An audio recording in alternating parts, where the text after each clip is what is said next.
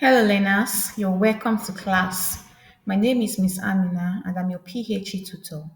In this week, we'll be looking at the topic athletics. And by the end of this class, students should be able to trace the history of athletics, identify the name of the Greek god, and mention the founder of the Olympic Games. So, athletics are activities that involve running, jumping, and throwing on the track and field, except ball games. So, those activities that require you to run, jump, and throw on the field, aside those ball games, are referred to as athletics. And generally, athletics is divided into two parts. They are the track events and the field events. Now, the history of athletics. Athletic comes from the Greek word atlos. It comes from the Greek word atlos, meaning contest or task. Now, this athletics is a competitive sport which started during the time of the early men when they were forced to run, to jump, to climb mountains, throw sticks and stones, swim, dance, and even wrestle in order to obtain their food and to protect their lives, which were constantly in danger from enemy forces.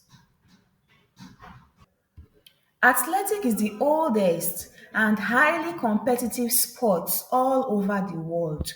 It comprises of various skills and activities which individuals engage in for various physical and mental satisfaction. So, athletics began as natural human activities like running, jumping, and throwing, needed for daily survival. So, athletics became a formal sport in ancient Greece. The first organized meeting was held in 776 before Christ BC in Greece in honor of Zeus, the king of the Greek gods. So the king of the whole of the gods in Greek is known as the Zeus. So he was the king of all the gods, the small gods in Greek as at that time, 776 before Christ. Okay, so the Olympic Games came up every 4 years until 394 AD. 394 AD, that's after the birth of Jesus Christ. It is referred to as the year of our Lord. So when the game was banned, but it was revived back in the year 1896 and under a Frenchman called Baron Père de Coubertin. So Baron Père de Coubertin was the one who revived athletics at the time that it was banned, after it was banned.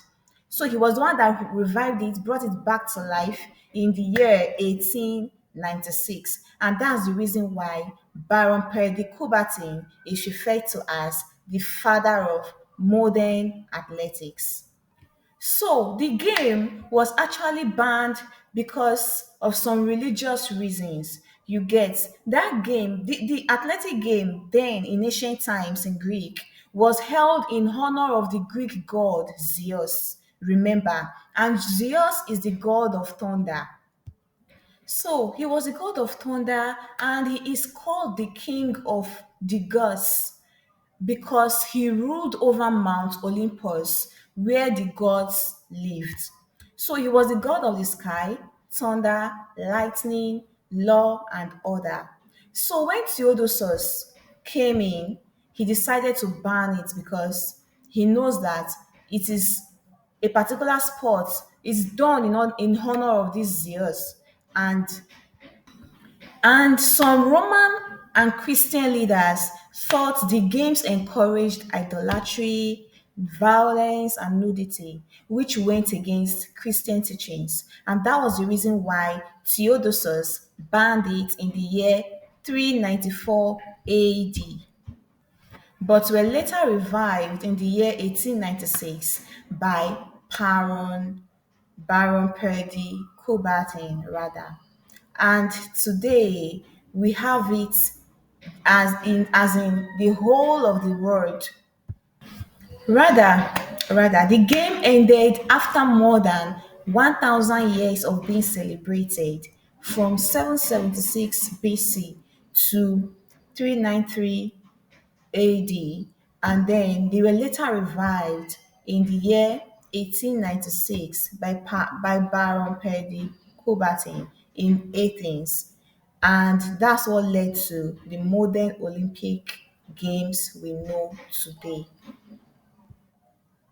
So I have some questions for you. Let's do the first one together. So when here the athletic meeting was first held in what year? So the first athletic meeting was held in the year 776 BC. Now do the other two. According to the Greek, Zeus means what? Now, who was the founder of the modern Olympic game? So we have come to the end of the class today. See you in our next class. Bye.